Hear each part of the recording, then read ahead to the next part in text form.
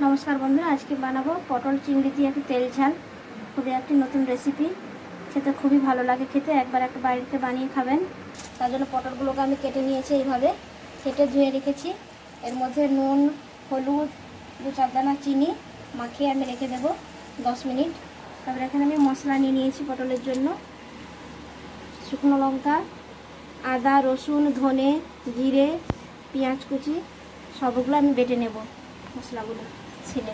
एखाने चिंगड़ी माछ निये नियेछि आमि 200 ग्राम केटे परिष्कार करे धुए रेखेछि। एগুলোকে আমি কুচি কুচি করে এগুলো কেটে নেব।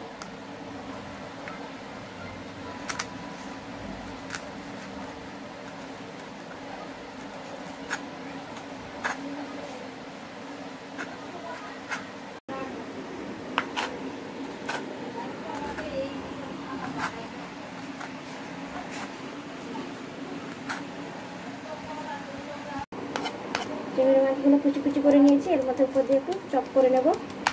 এভাবে একবার এইভাবে বাড়িতে বানিয়ে খাবেন পটলের তরকারি চিংড়ি মাছ দিয়ে, খুবই ভালো হয় খেতে এই রেসিপিটি।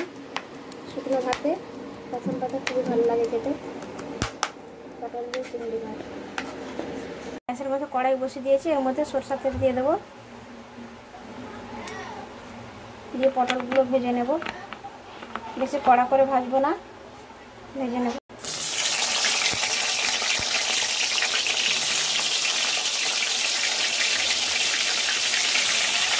পটলগুলো ভাজা হয়ে গেছে, আবার তুলে নেব।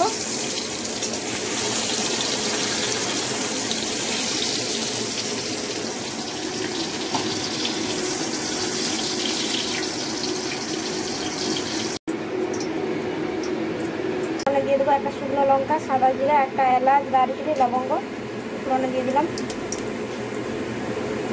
একটা তেজপাতা, পেঁয়াজ কুচি,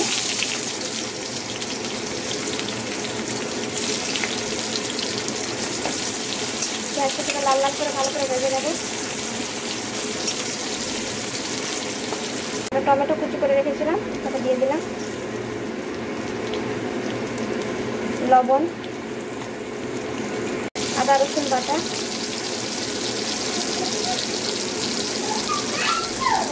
ধনে জিরে শুকনো লঙ্কা বাটা,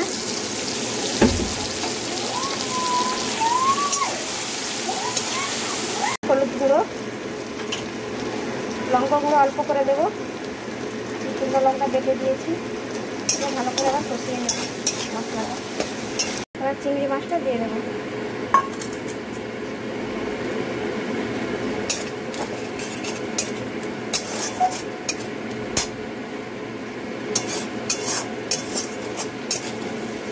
মশলার কালারটা কত সুন্দর এসছে, মশলা থেকে তেলটা ছেড়ে গেছে। এবার যে পটলটা দিয়ে দেবো,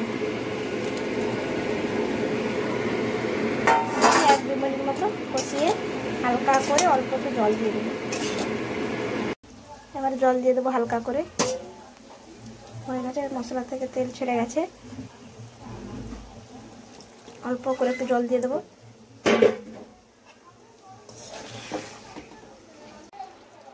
আর গরম মশলাটা দিয়ে দেবো, গরম মশলা বাটাটা